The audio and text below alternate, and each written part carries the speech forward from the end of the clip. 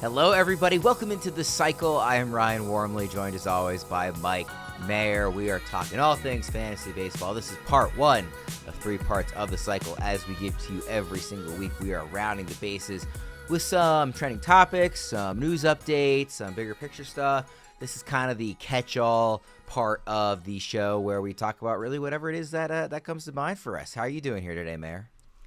I'm doing good. I'm really excited to get into this first segment to see if you're actually going to drink alcohol on camera.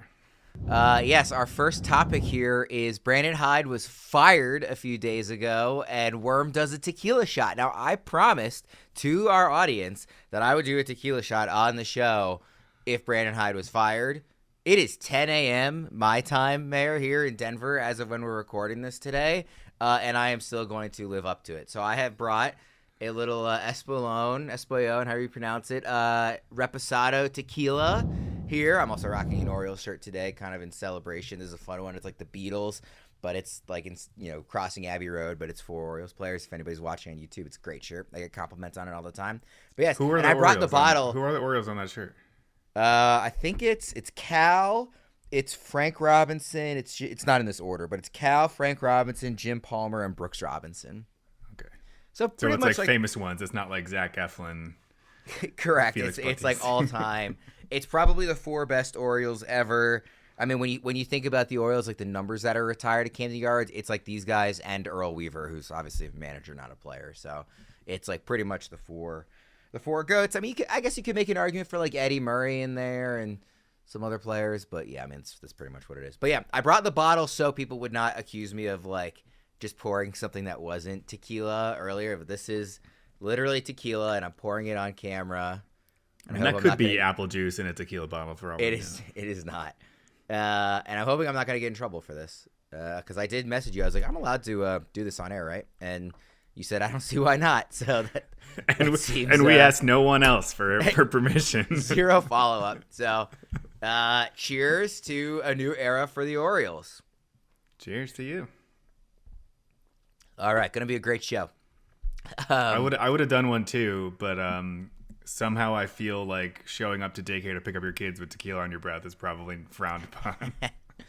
Well, I want everybody to notice too that this is a real tequila shot. There was no lime, there was no chaser here, just straight tequila. That's all you need when you're doing a shot. That's my stance on doing. I always say if I'm drinking. If I'm sipping, it's going to be like scotch or some kind of whiskey. If I'm mixing, it's going to be rum. If I'm shooting, it's going to be tequila. That's definitely the go-to. That went down really well, actually. That was pretty good. I should do tequila at 10 a.m. more often.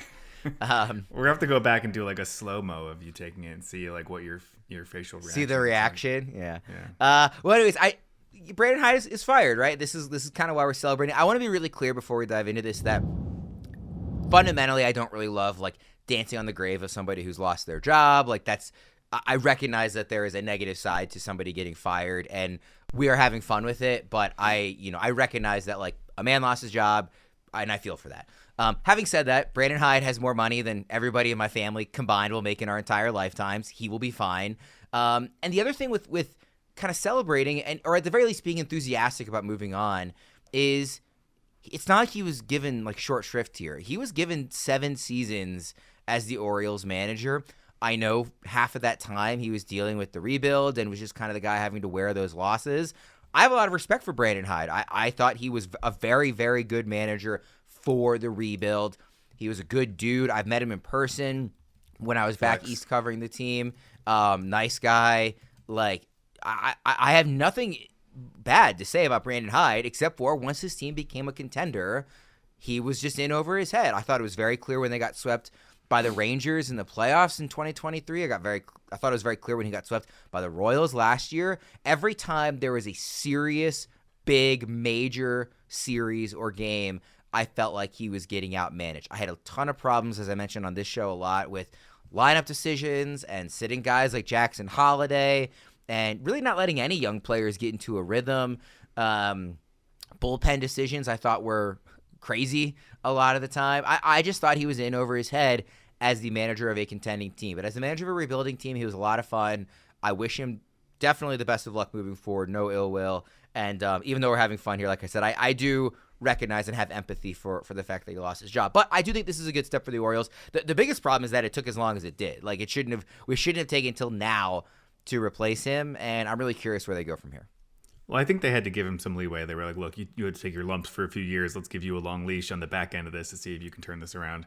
I think his biggest mistake was allowing them to build the Great Wall of Baltimore out in left field instead of chaining himself to the fence and forcing them not to move that wall back, because that ruined Ryan Mountcastle.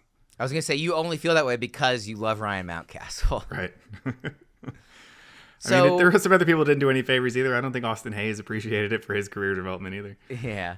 And I recognize, too, that this year's team is not solely Hyde's fault. There have been some injuries, and very importantly, there has been a real lack of pitching availability because Mike Elias did not do a good enough job building the team in the offseason. And also the lineup isn't good enough. They lost Anthony Santander, who hit mid-40s homers last year, and they replaced him with Tyler O'Neill, who hasn't been good since opening day.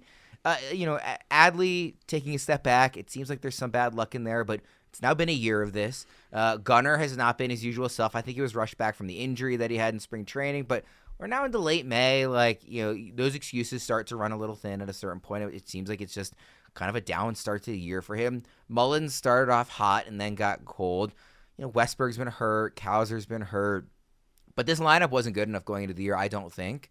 And the rotation was not even a top 20 rotation in baseball coming into the season. And that was before Eflin got hurt and before, knowing that Grayson Rodriguez has had a lot of injury problems like this. It just simply was not good enough. They lost Corbin Burns, did not replace him. They lost Santander, replaced him with Tyler O'Neill. And I recognize that, so I don't want to hold those issues against Hyde. There were other reasons that I felt like Hyde should have been let go. But this was not a good job in the offseason by Mike Elias either. No, and that's with getting the best case scenario so far with Tomoyuki Sugano. This is the highest range of outcomes for him too. So if you weren't getting that, it would be even worse. Do you think, from a fantasy perspective, are there any major changes here? Do you think we're going to see like a Kobe Mayo come up and get a long run here, or do you think it's still going to be status quo for the Orioles? The thing that's hard to answer about that is one of the litany of issues that I have with Brandon Hyde is I felt like he was far too deferential to Elias, and it's hard to know how many of the lineup decisions were coming from Hyde versus Elias and Sigmidel saying like, hey, our computer says X, Y, and Z, so start these guys here and play them there. And Tony Mansolino is, as an interim guy it's basically admitted publicly that he's kind of running around like a chicken with his head cut off and is just like trying to. That's always what we want to hear. He hasn't said that phrase, but it's been kind of implied. I think he said he didn't sleep until like the third night after this promotion. And, the Orioles didn't get the new manager bump. They lost like 4 in a row after the firing. What do they call that? Is that the dead cat bounce? Is that what that's called? But like the dead cat stay dead in this case. He has made it clear that he is here for the players, like 100%. He is not really concerned with anything else, his own coaching record, whatever. He is there like, these players have been through a lot, and let's try and get this on track for them and put them in the best possible chance to succeed. Jackson Holliday has been batting leadoff a lot since he's taken over. Hyde did that some, but, I hope to see that continue throughout the rest of the year. And what I really hope, if you want to say like, and you borderline have to write off the season, like for the playoffs at this point, they are just so far. The hole they've dug for themselves is just too deep, I think. That you should be thinking about 2026, and you should be saying, I want to get Heston Kjerstad and Kobe Mayo, and if he gets called up, Samuel Basayo, every at-bat possible. And I don't care if it's against a lefty or a righty. I don't know if Elias is going to approach it that way. I mean, another thing that really bothered me with Hyde was the just being so driven by righty versus lefty, even ignoring when guys had reverse splits. And I want to see Holliday develop against left-handed pitching. I want to see Kjerstad do the same thing. I want to see Mayo, if he gets called up again, just play every day and get into a rhythm. We've seen it so often that these really strong prospects come up and don't hit the ground running.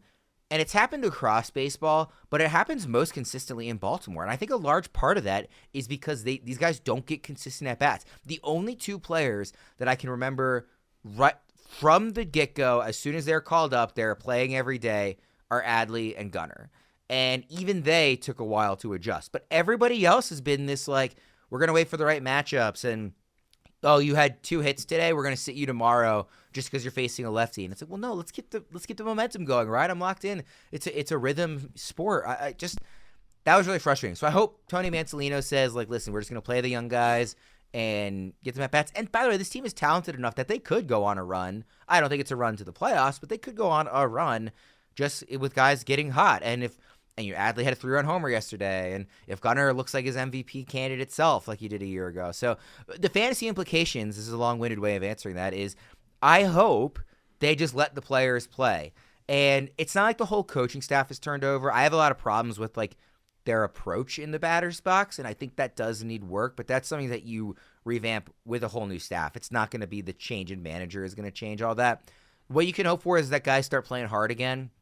I thought it was really telling that in yesterday's game, their first win with Mansolino was one of their classic, like, come back late, win in extra innings, like the kind of wins that they were doing all the time in 2023. So if they just start playing with a little more heart, excuse me, and giving guys every day a chance to get into a rhythm, I do think this can benefit fantasy managers. I think the other thing that could potentially benefit fantasy managers is, and it's kind of hard to project this, and I'm not saying you can really buy low now, but it seems like the season's not going anywhere for the Orioles, which means what you're talking about, playing the young guys every day, is either likely or more likely to happen in the second half of the season. And so if you can kind of, like, heading into the All-Star break, stash a Kobe Mayo, get Kjerstad, on the cheap, I do think those kind of players could play every day in the second half of the season when there isn't a whole lot to play for other than player development. We are now giving away a Jose Ramirez signed Guardians jersey, courtesy of our friends at pristineauction.com. And all you have to do to enter is to subscribe to the FantasyPros MLB YouTube channel right now. Drop a comment below on any video, and that is it. We will be announcing one lucky winner right here on the channel, so make sure to turn on those notifications so you can know when new videos are up and to claim your prize. That's long enough on the Orioles. Thank you for letting me get that off my chest, Mayor, and for celebrating to the degree I wanted to, and for doing a tequila shot. I will. And to everyone who fast forwarded, now we're heading on to second base because they were, that's too much Orioles talk for one episode. All right, let's go to our second topic here. This is more, along the lines of close to near and dear to your heart. The Tush push survived in the NFL. So we can take maybe 30 seconds on that, although I'm sure we've already turned off enough of our audience talking too much Orioles. But I wanted to kind of spin this into our show. What baseball rules would you like to see successfully get banned? I will just quickly say, Mayor, and I know you're an Eagles fan, so you might hate me for saying this, the Tush push should have been banned. Now, the reasons for it being banned had nothing to do with a lot of the talking points from like the Packers or NFL media. It is not a safety concern. It is not a pace of play concern. It is not because one team has perfected it. In fact, most teams are really, really effective at it. The Eagles just do it way more often than everybody else. The Eagles are the best at it, but like other teams can be, like the Ravens run their own version of it with Mark Andrews. Like this is not an Eagles problem. I just don't think you should have any plays in football that are designed to be one guy gets pushed from behind by his teammates or pulled, if it were the kind of going the way. Forward progress exists to not allow that for the defense to push you back. I don't see why we allow it for the offense to push you forward. It feels unfair to me.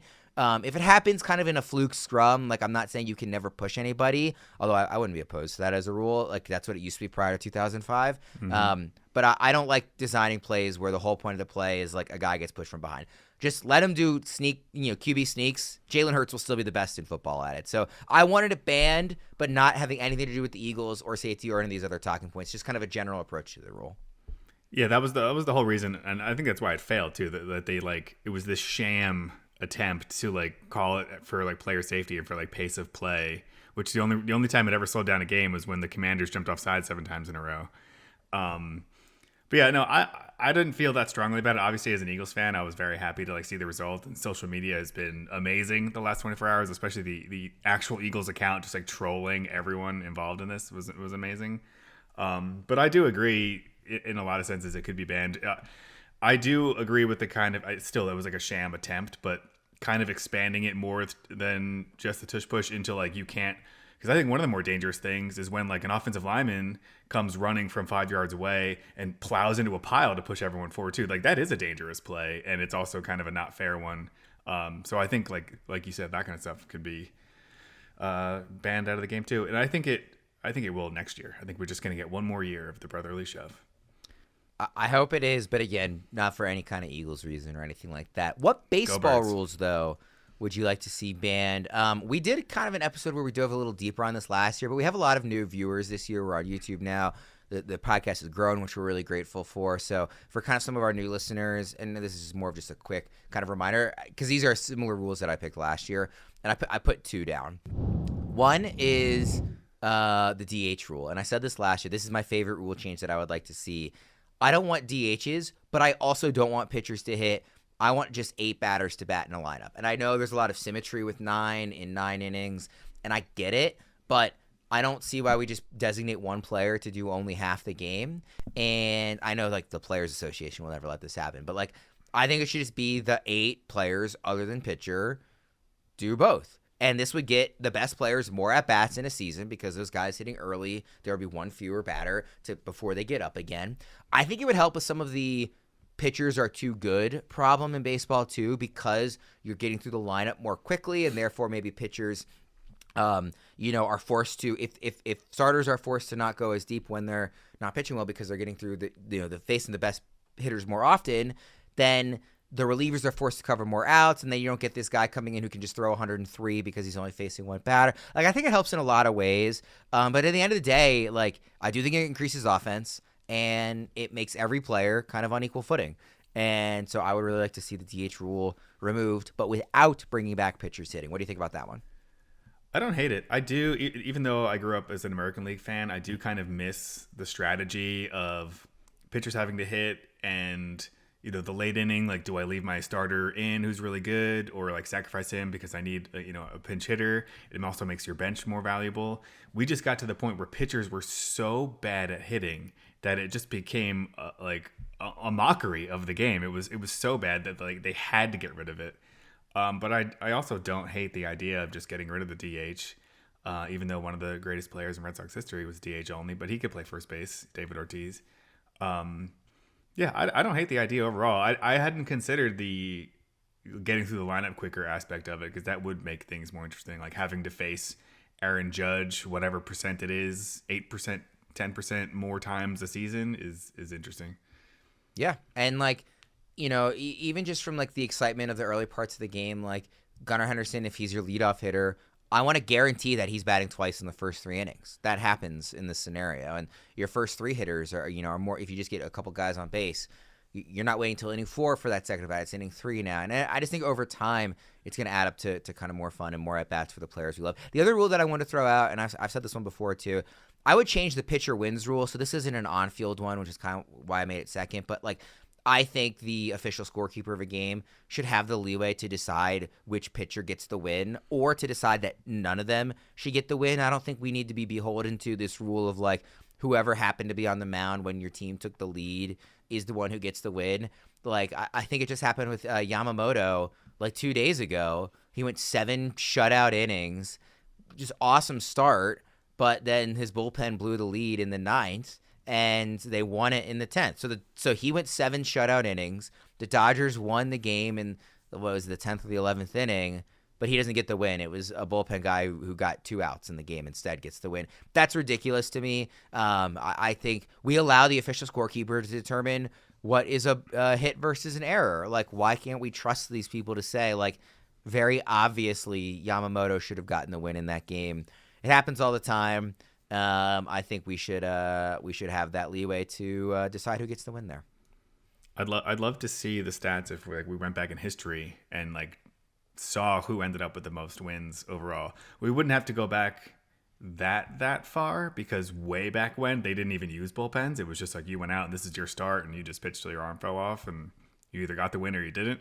That's why Cy Young has the most wins and most losses in baseball history. But it would be interesting to kind of go back and see, if we rewrote the rule, like, maybe like this pitcher ends up with like 80 more wins than he previously had in the record books. It's the same thing with losses too, though. Like if Paul Skeens gives up 1 run in 6 2/3, and the Pirates don't score any. But then, after he leaves the game, the next reliever gives up 5 runs, and the Pirates score 4, and all of a sudden it's a 6-4 loss, but Skeens only gave up 1 run in 7 innings. Like, I don't think he should get the loss in that scenario. So it goes both ways for me, but kind of assigning wins and losses. And I think, too, 9 times out of 10, 99 times out of 100 maybe, there's not going to be a controversy, right? There's not going to be like, oh, wow, the scorekeeper gave that guy the decision in this game. That's what I was going to say. It's going to be pretty obvious. Who makes the final call? Because we can't let the hometown scorekeepers. It's bad enough we let them do like hits and errors, which are sometimes ridiculous, but like we can't have them picking wins and losses.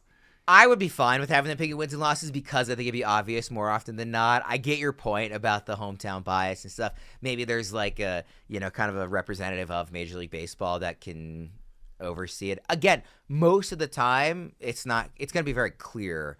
I think. But for those situations where the rule really fails our pitchers, I would like to see it changed. All right.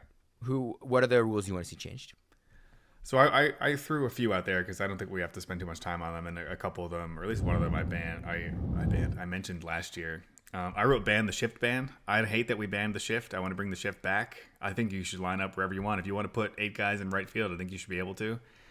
I do agree that baseball got a little ridiculous with the second baseman, like in the extra right fielder, but that was more because hitters didn't adjust. They were just like the Joey Gallo approach, like I'm just gonna try to hit a home run anyway and hit into the shift every time. Whereas if they just went the other way, they'd be a 300 hitter, or they'd have to adjust the shift. But I just always thought the shift was fun. It resulted in like some wacky double plays and guys getting thrown out at first base from right field. I enjoyed the shift and think you should be able to do whatever you want, just kind of like what you can do on defense for the most part in football.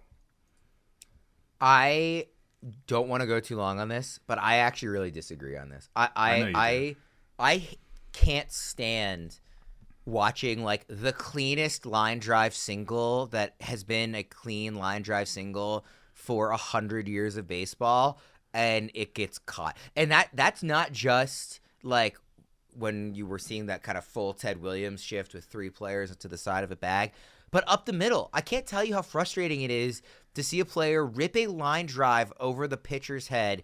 It is literally a perfect piece of hitting. When I was in high school... That still happens, though. Even with the current rule, that still happens. I know, and it's frustrating. I don't like that either. I just hate what should be there's a very obvious, straightforward, clean single, and it's just an easy out. I really don't like that. And I said from the beginning with this shift that I was comfortable with fielders being wherever they wanted to be, as long as there were 2 infielders on either side of second. I was like, that's just all I'm asking is that we don't have 3 on one side. And beyond that, you can do whatever you want. I'm not saying they should change it from that, but I am getting more and more frustrated with, like you said, it's still happening when it goes up the middle now and guys are just standing right there. I don't think it really works to put like a zone that you're not allowed to start in up there, but I get frustrated and it feels like it's not baseball. I'm like, again, like, the other thing too, Mayor, is it is so hard to hit now with the velocity you face on every pitch, with the movement that these pitchers are capable of doing. Pitchers are so good that I really push back against the argument of hitters didn't adjust properly. It's hard enough to hit against modern pitching. To then also say, like, by the way, this clean single that you hit that has been a clean single forever is now also an out. Like, that's just so frustrating. And I get why batters would then just say, listen, I'm just swinging for the fences or taking the strikeout when that keeps happening. I just think pitchers are too good, and it doesn't feel like baseball to me. I'm fine with that. I know I'm in the minority there. You want me to hit my next 3 rapid fire so we don't go too long? Okay. So the other one I wrote is ban the check swing nonsense, and I have a very simple take on this. I think the check swing is one of the most subjective things in sports, and like you said, if we're letting people pick wins and losses, you have like a 99% accuracy. I think we're around 50 to 60% accuracy on check swings because no one knows what the actual rule is. It's absurd, and they're just like, you point down to first base. I have no idea what that ump's going to say because they're just making it up. And so I think we need to figure out what an actual check swing is, define it, and then do away with whatever we're doing right now because it's not working. And I feel like I'm the only one who gets annoyed by that.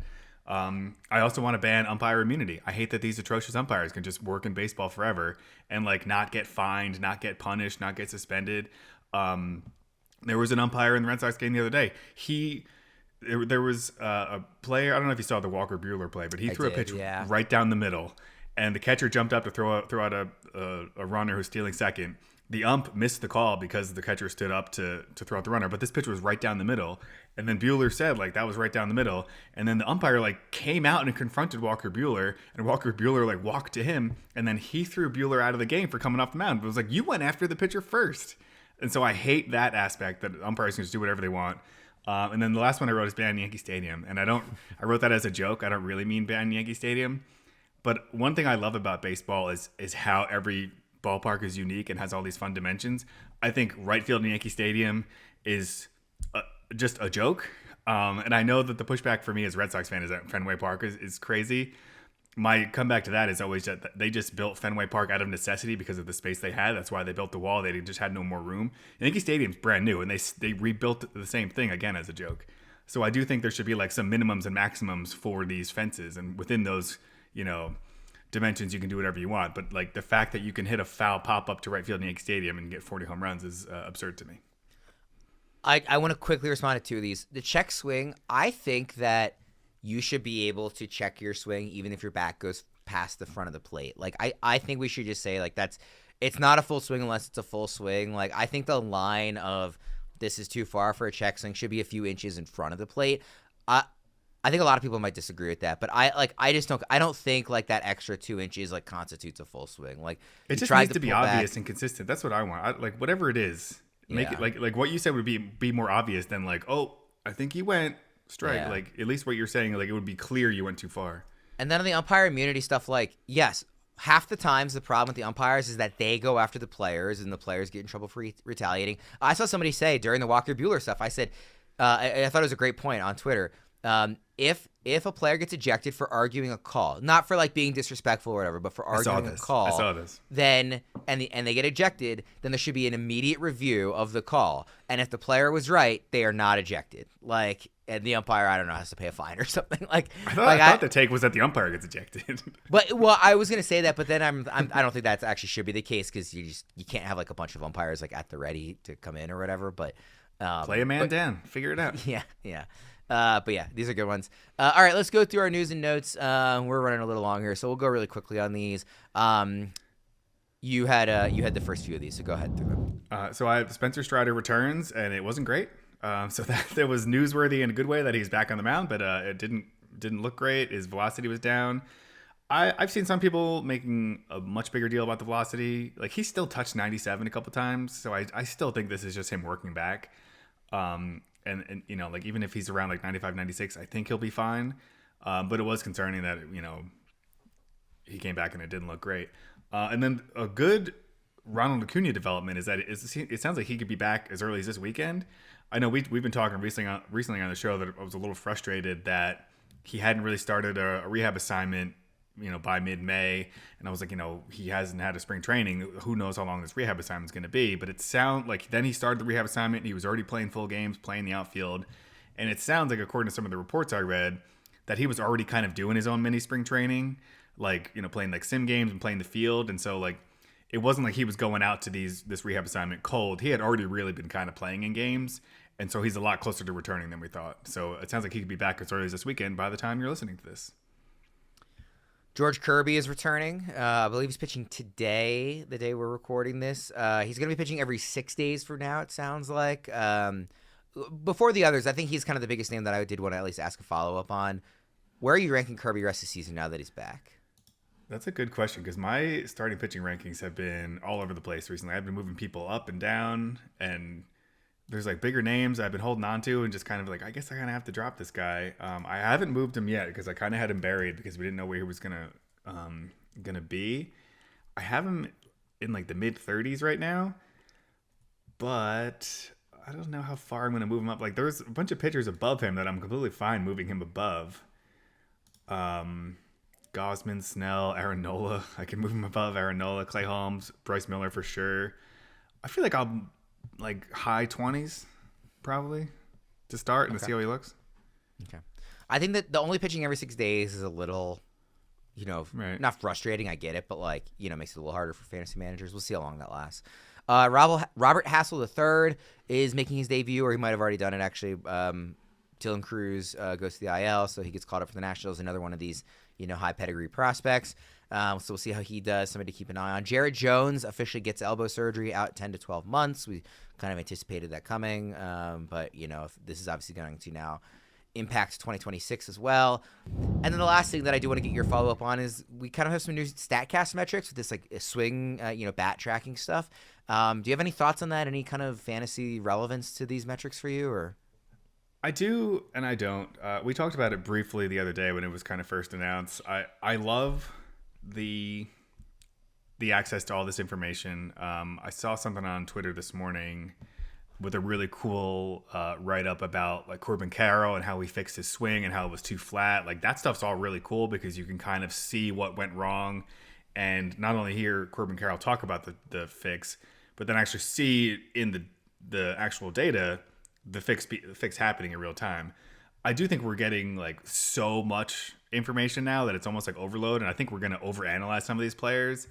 And we already see like some players who just kind of like consistently outperform their metrics. I do think it's going to be really valuable for like something like that. Like, is this player slumping? Like, what is drastically different? Like, is he hot? What is drastically different? Versus in the offseason, I think we're going to go like head over heels into all this stuff and project sleepers and busts based on, overvaluing some of this stuff. So I think it's really cool. The more data, the better. It is a little overwhelming that there might be like too much to evaluate now. So I have like mixed feelings about it. Let's jump into our last segment here. Grade the trade. We threw out some real trades that have happened in some of the leagues that you and I play in, and are going to kind of discuss what we think of them. Like I said, these are actual trades that have happened in our leagues. Some of the ones that I put in here are like a couple of weeks old. I wanted to throw out. It's not like these were all in the last week or anything, but these were just kind of any of the trades that have happened this year. So I just wanted to kind of give that context. I also have a trade from a listener who has DM'd me a bunch, Andrew, who's a great supporter of the show. And he actually just this morning messaged me a trade that he did, and so I figured I would include that one as well. But some of the trades from the leagues that we're in, Reese Olson traded for Devin Williams. What would you grade this one? So I wanted to ask how you wanted to grade this. I was thinking more of grading it on the scale of, those like surveys where it's like neutral, agree, strongly disagree. I feel like on this one, I agree with the Devin Williams side. I'm like agree close to strongly agree with the Devin Williams side, just because I think it's you're banking on him. Do you think he gets back to the closer role this year? That's what you're banking on. But I also think if the price to find out is Reese Olson, like no problem. I actually almost put Devin Williams as my sell high in our part 2 of this week's show. I ended up changing that, but I considered Williams because he's pitched really well lately, but it doesn't seem like they're that inclined to put him back into the closer role, and there's only so much value he can give you if he's not getting you saves, and plus who knows if this is just maybe a hot streak, or if he's actually turned the corner. But I agree with you ultimately that Olson is a fair, I'm willing to spend him to maybe take the chance on getting an elite closer if it works out that way. So I would agree with you on that one. Royce Lewis traded for Francisco Alvarez, and I wanted to point out this is a 2-catcher league. This was an interesting one. Obviously, 2-catcher league is important. If it's a 1-catcher league, it's a no-brainer, Royce Lewis. I'm lower than consensus on both of these players, but the Royce Lewis one is mostly injury-related. He just can't stay healthy, but when he is on the field, he looks really, really good. So I think the upside is more on the Royce Lewis side, even though it's a 2-catcher league. I have my doubts about Francisco Alvarez and his profile. So I lean Royce Lewis, especially obviously 2-catcher leagues. Catcher is going to be very shallow, but like the fact that you can get a living, breathing third baseman in Royce Lewis in 2025, I think is worth it. So I would agree with the Royce Lewis side. I would agree with you on that one as well. This was a really fun one. This one is from late April, so it's not. It's a little over 3 weeks old, but because the name's included, I wanted to include it. And again, 2-catcher league. It's the same league. Pete Crow-Armstrong for Cal Raleigh. What do you think about that one? That's a really fascinating one. Cal Raleigh. That one got some veto votes in our league. We have a veto rule in that league, and it passed, but it got some pushback from some folks. So I'm guessing because it's a couple weeks old, they didn't believe in the Pete Crow-Armstrong side, and they thought, okay. I mean, you're wrong now. I know. I was gonna say it looks like almost a veto in the other way. I mean, I think ultimately, given that it's a 2-catcher league, it probably is fair. I think it's a fair. Yeah, I would call this very fair now. But in the moment, a lot of people were like, "Why would you give up Cal Raleigh for Pete Crow-Armstrong?" And now I was just sorry, I didn't mean to interrupt you. I was just looking at prepping for other parts of the show. I was actually looking at our FantasyPros VBR of like stats for the year. Pete Crow-Armstrong is third. He's the third most valuable fantasy player right now through May 22nd. And yeah, like I have him as a sell high. I have had him as a sell high. I still think he probably is. But it's also kind of hard to argue with the counting stats right now with 12 home runs and 14 stolen bases. Probably the most fun story in baseball early part of the season. Am I forgetting somebody? I think his emergence has been kind of the most fun thing to track. Yeah, I would say so. I've already seen I forget who it was, one of the baseball analysts the other day said he might be already one of the best position players in baseball, or, I don't know if he definitely has been this season. I mean, who knows about if it will last and it comes down a bit, but if you're just looking at what's happened in 2025, he's unquestionably. Yeah. When you consider the defense as well. And then the last one from one of my leagues, Ryan Helsley traded for Ketel Marte. This is a trade that got accepted but then vetoed in the league. And there are some keeper elements. Both guys are pretty good values. None of them is like an insane elite keeper value, but they're both good values, keepers like relative to where they are. But Ryan Helsley, and the guy who was trading away Ketel Marte had 0 closers. Helsley for Ketel Marte, it did get vetoed. So right off the bat, I would say strongly disagree with vetoing something that, like, unless it's like really, really absurd, I'm pretty anti-veto. So like if 2 adult competent managers want to make a trade, like, let them, as long as it's not like something that's really going to upend the league and piss people off. But I feel like this is fair enough that I don't see why it would need to be vetoed. So one thing I will say. The guy who was trying to trade away Marte, I don't think he listens to the show. I don't think he is a competent manager. It's his first year it's kind of a long running league, but some of the people in the fringe end are just kind of random people that have been picked up, like, random users on CBS, like, hey, we're looking for a person to just fill the last spot in this league. And like his draft this season was jaw-droppingly bad. Like to the point where it's confusing. Like, did he make a mistake? Like almost with every pick. So you say as long as he's 2 adult competent, like, I don't know that he is a competent manager for whatever that matters. Yeah. I mean, you would have to agree with the Ketel Marte side of it just because of the upside there. I mean, like, I am not the biggest believer in his profile, but also, like, the guy batted like 290 something with 30. I mean, he was like the consensus 2B1 coming into the season for like a good, not elite closer. So I understand the side of, obviously strongly preferring Marte. And then I'll read the one from Andrew, our listener, and then we'll get into the ones from your leagues. So he was expecting to get Jesus Luzardo for Luis Robert. So in anticipation of that, he traded Clay Holmes for Rooker, trying to get an outfielder back, figuring he was kind of upgrading at pitcher from Holmes to Luzardo. So he traded Holmes for Rooker. Then the guy backed out on the Robert for Luzardo deal. So he felt like, okay, well, now I need to get a pitcher because I just traded away Holmes.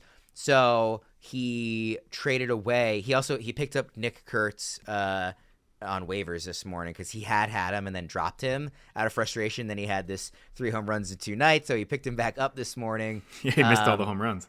And so, but I know he was messaging me last night, and he was like, I had to take one for the community with his bad luck to get Kurtz going.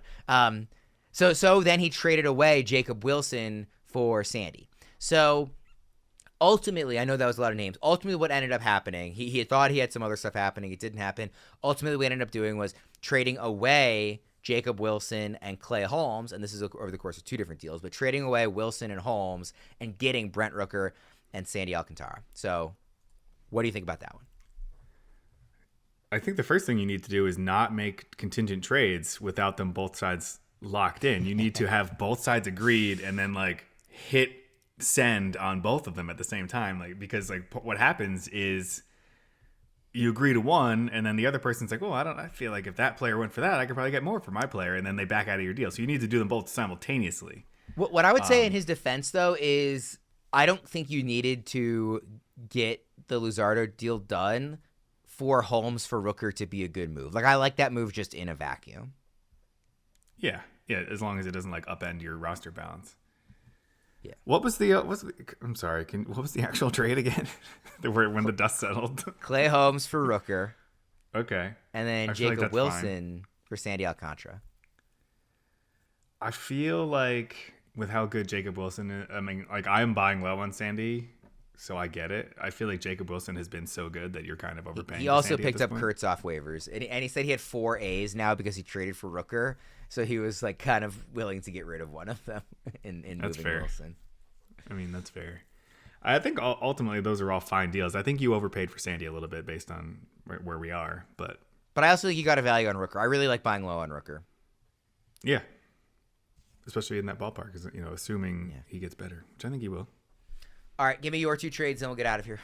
All right. I think I actually made both these trades. I'm in a really fun league. It's my first year in this league, and I've never seen a league trade like this before. It's a big money league. It was a in I'm in it by myself, which hopefully I won't be next year. It's so expensive that a lot of people actually share teams. But there are just trades every day. I get like 4 or 5 offers a day in this league, and so it's kind of wild. It's another league that Dan Harris is in, and so we're texting about it all the time. And a lot of times we're getting offers from the same managers, so it's kind of fun to like see him kind of like dance around the league and get all these offers. But it is very interesting to see all the trades going down. So this one is kind of in the lower end, but it's Brandon Woodruff for Xavier Edwards. So it's kind of a buy low on Xavier Edwards. But then also I'm the one who traded away Brandon Woodruff. I'd been stashing him. I have not loved what I've seen in the lower velocity and in the rehab assignment. He was someone that I was kind of like stashing, hoping I can get some mid-May juice out of him, and I could use a little bit of speed. And I also have I also made two trades, so I have some extra pitching, and so I forget who this manager initially asked for Ranger Suarez, and I countered with Brandon Woodruff, and he said throw in $10 in FAB and it's a deal, and I said done. So I sent Brandon Woodruff for Xavier Edwards. What do you think about that? I think I would prefer Woodruff, but I think it's close to neutral. Like it's not like on that scale you said. It's not like a strongly agree or strongly disagree.